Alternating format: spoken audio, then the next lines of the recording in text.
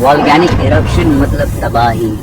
जी हाँ, normally volcanic eruptions को हम लोग डिस्ट्रक्शन से ही जोड़ के देखते हैं, लेकिन क्या आपको ये पता है कि कई बार इसके फायदे भी होते हैं। जैसे कि आप हमारा डेक्कन प्लेट्यू का फॉर्मेशन ही देख लो। तो दोस्तों, सदर्न इंडिया में लोकेटेड जो हमारा डेक्कन प्लेट्यू है ना, ये कुछ और नहीं बल्कि ऐसे ही कई सारे वॉल्केनिक इरप्शन प्लेट्यू इंडिया का सबसे बड़ा प्लेट्यू है, जो इंडिया के सदर्न और वेस्टर्न पार्ट में फैला हुआ है, और इसका फॉर्मेशन मेनली वॉल्केनिक इरप्शन से हुआ है, जिसे हम लोग आज इसी वीडियो में समझ लेंगे। इससे पहले कि हम आगे बढ़ें और डेक्कन प्लेट्यू को समझें, पहले प्लेट्यू को समझ लेते हैं कि आखिर प्लेट्यू किस चिड़िया का नाम है।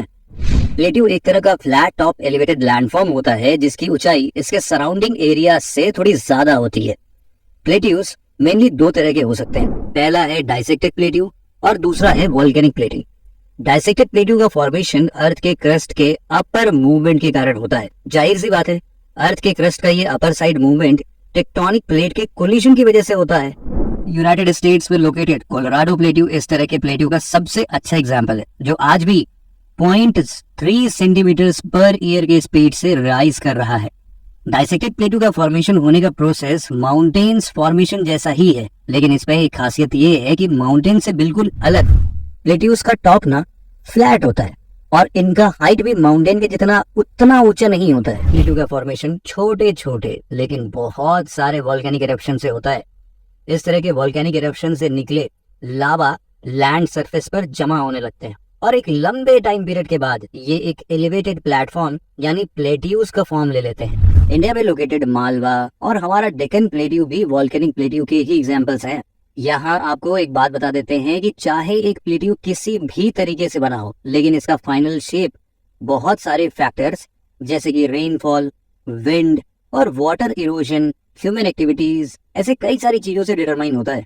हाँ, एक बात और भाई, ऐसा नहीं है कि प्लेट्यूज केवल लैंड सरफेस पर ही पाए जाते हैं। दुनिया में ऐसे बहुत सारे प्लेट्यूज हैं जो डीप सी ओशन में भी सबमर्ज्ड है, जिन्हें हम लोग ओशनिक प्लेट्यूज कहते हैं। साउथ वेस्टर्न पैसिफिक ओशन में लोकेटेड ऑन्टोंग जावा प्लेट्यू सी के अंदर पाए जाने वाला सबसे बड़ा ओशनिक प्लेट्यू है।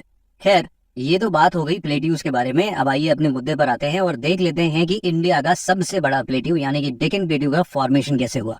फॉर्मेशन ऑफ डेक्कन प्लेट्यू, जैसे कि हमने पहले ही डिस्कस किया कि डेक्कन प्लेट्यू इंडिया का सबसे बड़ा प्लेट्यू है, जो अप्रोक्सीमेटली 5 लाख स्क्वायर किलोमीटर से भी ज्यादा का एरिया कवर करता है। डेक्कन प्लेट्यू सदर्न और वेस्टर्न साइड में ऐसे टोटल अप्रोक्सीमेटली 8 स्टेट्स में फैला हुआ है, और इसका फॉर्मेशन मेनली बेसाल्टिक रॉक से हुआ है। जरा कमेंट सेक्शन में बताना कि ये मोटा मोटा 8 स्टेट्स आपको कौन सा दिख रहा है।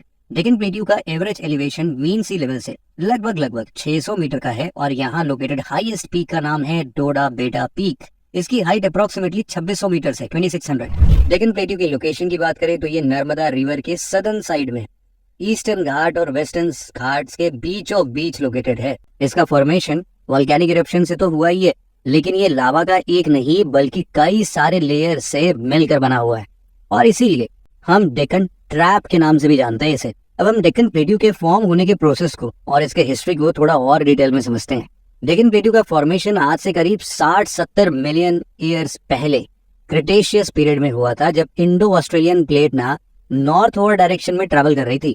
इसी ट्रैवल के दौरान इंडियन सबकॉन्टिनेंट के साउथ वेस्टर्न साइड में एक के बाद एक कई सारे वॉल्केनिक इरप्शन हुए। ये वॉल्केनिक इरप्शंस करीब 30,000 ईयर्स तक चलते रहे, लगातार चलते रहे, और यही इरप्शन डेक्कन प्लेट्यू के फाउंडेशन का बेसिस भी बना। डेक्कन ट्रैप का पहला लेयर बनता है जब कॉन्टिनेंटल ड्रिफ्ट की वजह से Indo Australian plate African plate से अलग होकर नॉर्थवर्ड डायरेक्शन में ट्रैवल करना शुरू कर देती है। अफ्रीकन प्लेट और इंडो ऑस्ट्रेलियन प्लेट के बीच डेवलप हुए क्रैक से जो लावा बाहर आता है ना, उसी से डेक्कन प्लेट्यू का पहला लेयर तैयार होता है।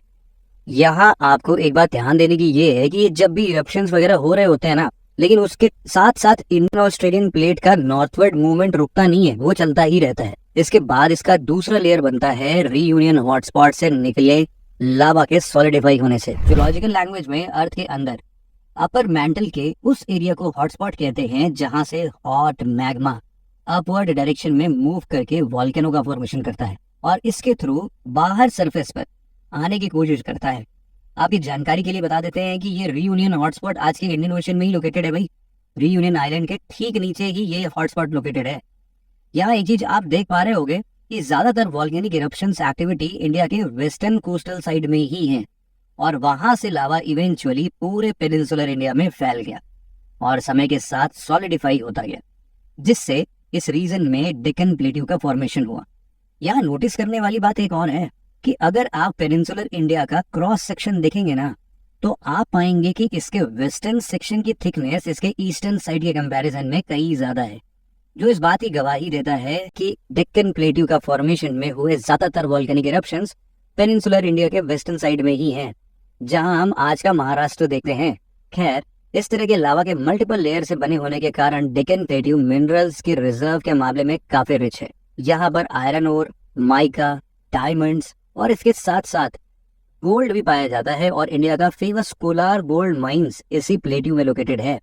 जियोलॉजिकली काफी पुराना होने की वजह से यहाँ आर्कियन से लेकर धारवाड़, कडप्पा और गोंडवाना रॉक्स के टाइम्स के भी रॉक्स पाए जाते हैं यहाँ पे।